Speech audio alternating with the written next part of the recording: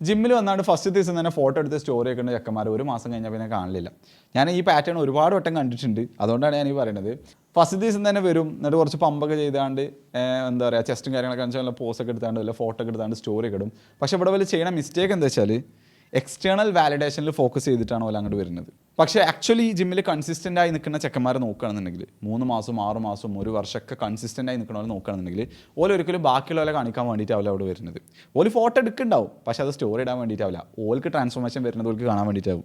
ഓൾക്ക് അറിയാം ഓൾക്ക് റിസൾട്ട് ഒന്നും ഇപ്പോൾ വരില്ല, എന്നാലും ഓക്കെയാണ്, ഞാൻ വർക്ക് ചെയ്യാൻ തയ്യാറാണ്. ഓൾക്ക് മോട്ടിവേഷൻ ഉണ്ടെങ്കിലും മോട്ടിവേഷൻ ഇല്ലെങ്കിലും ഓല് ജിമ്മിൽ വന്നാണ് വർക്കൗട്ട് ചെയ്യണ്ടാവും. കാരണം ഓൾക്ക് ജെനുവിൻലി മാറ്റം വേണമെന്ന് എനിക്ക് ആഗ്രഹം ഉണ്ടാവുക.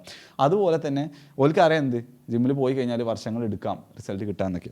പക്ഷേ മറ്റോലെന്താ വെച്ചാൽ ഓല മോട്ടിവേഷൻ അല്ലെങ്കിൽ ഓൾക്ക് ആ ജിമ്മിക്ക് വരാനുള്ള കാരണം തന്നെ ബാക്കിയുള്ളവർക്ക് ഔട്ട്സോഴ്സ് ചെയ്തിട്ടാണ്. ഇവർ സ്റ്റോറി ഇട്ടാണ്ട് പല ക്ലാസ്സിലുള്ളവർ വലിയ സംഭവമാണെന്ന് വിചാരിക്കുക, അല്ലെങ്കിൽ ആൾക്കാരൊക്കെ ഒന്ന് കുറേ ലൈക്കും സ്റ്റോറിക്ക് മറ്റേ ലൈക്കും റിപ്ലൈയും കാര്യങ്ങളൊക്കെ വരിക.